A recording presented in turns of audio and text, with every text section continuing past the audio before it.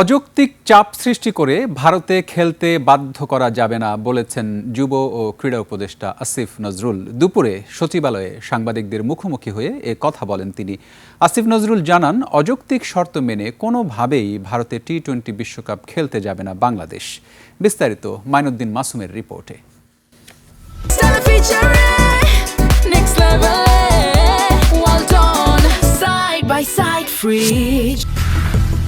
আগামী মাসের শুরুতে মাঠে গড়াবে টি-20 বিশ্বকাপ। তবে বাংলাদেশের খেলা নিয়ে এখনও রয়েছে অনিশ্চয়তা। নিরাপত্তা শঙ্কায় কোনোভাবে ভারতের মাটিতে খেলবে না বাংলাদেশ।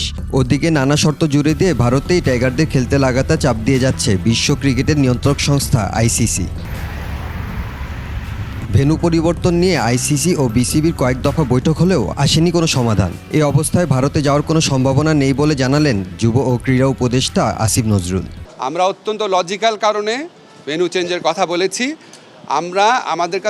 আমাদেরকে অযৌক্তিক প্রেশার প্রয়োগ করে, অযৌক্তিক চাপ সৃষ্টি করে আমাদেরকে ভারতে খেলাতে বাধ্য করা যাবে না। আইসিসি ভারতীয় ক্রিকেট বোর্ডের সাথে আলোচনা করে অযৌক্তিক কোনো শর্ত চাপিয়ে দিলে তা মানবে না বিসিবি। সেই সাথে বাংলাদেশ না গেলে অন্য কোনো দলকেই অন্তর্ভুক্ত করা হবে, সেটারও কোনো সিদ্ধান্ত হয়নি। জানা মতে এমন কিছু শুনি নাই যে আমাদের বাদ দিয়ে স্কটল্যান্ডকে নিবে। আগের সূচি অনুযায়ী সি গ্রুপে আছে বাংলাদেশ।